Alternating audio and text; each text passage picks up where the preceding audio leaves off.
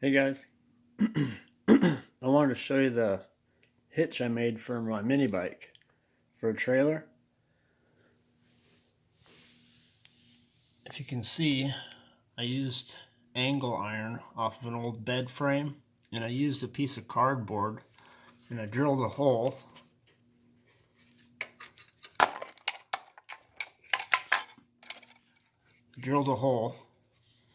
For the nut to go through. If you use too thick of a piece, your bolt will have to be longer, but it's thin enough. Bed frame, and then there's two holes right here where this bracket, and I used a piece of cardboard to get my pattern, and then I transferred the cardboard over to the angle iron. And the cool thing about a hitch on a mini bike, I have a trailer with tires just like this, and my friend weighs 200 pounds, but as long as the weight is on the axle of the trailer, I weigh 145, the bike holds 200, 250, something like that. So as long as the weight on the trailer is on the back of the axle, it's actually lifting up, taking weight off the back tire. If you stack everything to the front of the trailer, you're going to have less weight. You'd have more on here at that point, but it's actually less than if it was on the bike. So I had my friend on here. He's about 180 pounds, and I weigh 145. And I took him down the road, and it's, what is it, 30 miles an hour, 28 miles an hour, whatever. And I put these little brackets coming off of the seat. These little brackets coming down for support. I wish they would have been a little longer, but they just happened to be just right. So I folded the metal over and bolted it on there with a bolt and mounted it up to the seat bolts. A person could even make another one and come back down here somewhere on the back of the bike.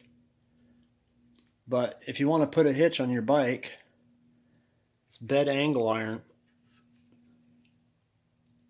And like I said, if it's too thick, you're going to have a longer bolt for your rear end. Because you can see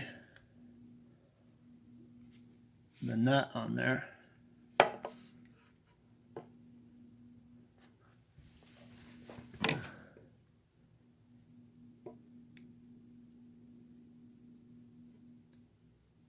If it was too thick, you wouldn't have enough threads. And if you wanted to, you could grind it down, the steel a little bit, make it a little thinner, grind it with a grinder. But I used a cardboard template, then transferred it over to there. And I put Teflon on here because it's lightweight. It's durable, the cutting board stuff, and it's quiet. And you got metal on this, and it's super strong. Like I said, I believe it's a cutting board. And then I put a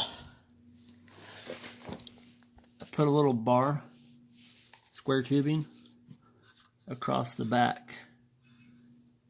The square tubing.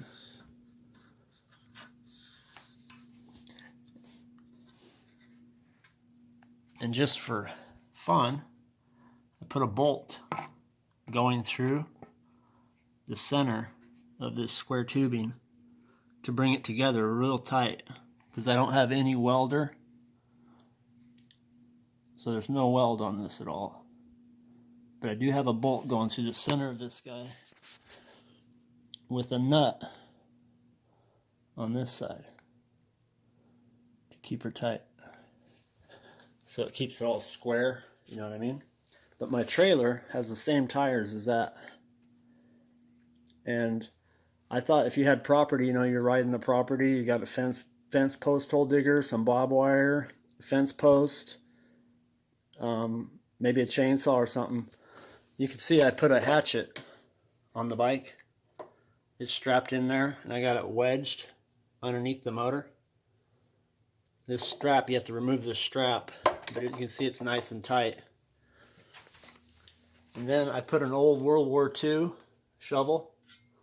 There's a 1947 World War II shovel. They fold down. Actually, this is my newer one, but I do have an old original 1947 U.S. military. That's the tools that come on the bike. I believe all the wrenches to work on the bike are on it. But I usually have another set of tools with a Velcro strap. Another set of tools on the bike too, but they're not on it right now. But I just thought I'd show you guys that hitch. I was looking online for anybody that did something like this, couldn't find any. Hope this gives you an idea. Thanks for watching.